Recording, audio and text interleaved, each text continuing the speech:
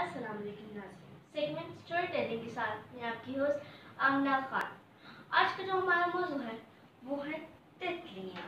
जैसा कि आप सारों को पता है कि तितलियाँ कितनी खूबसूरत होती हैं और जब वो इन रंग बिरंगे फूलों पर बैठती हैं तो वो और खूबसूरत लगती हैं। तो आइए अपनी कहानी का आगाज़ करते हैं, लेकिन इससे पहले आप मेरा channel Life with Amna subscribe कर दें और घंटी का बटन दबाना बिल्कुल ना भूलिएगा। इस वीडियो को लाइक कर दें, इस पे कमेंट छोड़ दें और इस आगे से आगे शेयर करना बिल्कुल ना भूलिएगा। तो आइए अपनी कहानी का आगाज करते हैं। शानी के घर में खूबसूरत सा बाग था जिसमें रंग बिरंगे फूल खिले हुए थे। शानी जब भी बाग में जाता और फूलों पर तितलियों को नाचते लहराते देखता तो वो उनके पीछे भागने लगता। अब क्या था कि तितलियां शानी को देखकर डर जाती। तितलियां आगे आगे और शानी पीछे पीछे होता।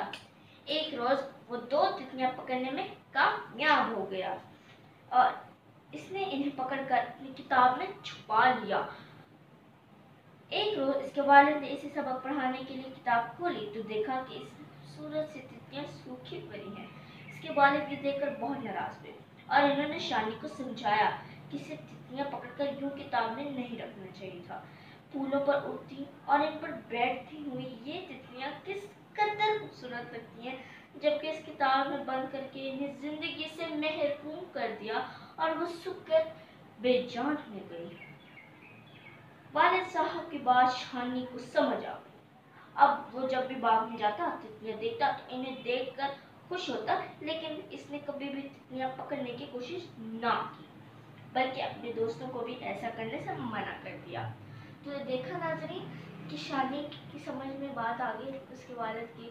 तो आप भी तितलियों को पकड़ के किताबों या किसी भी चीज़ में छुपाया ना करें, बल्कि उनको फूलों पर बैठने दिया करें।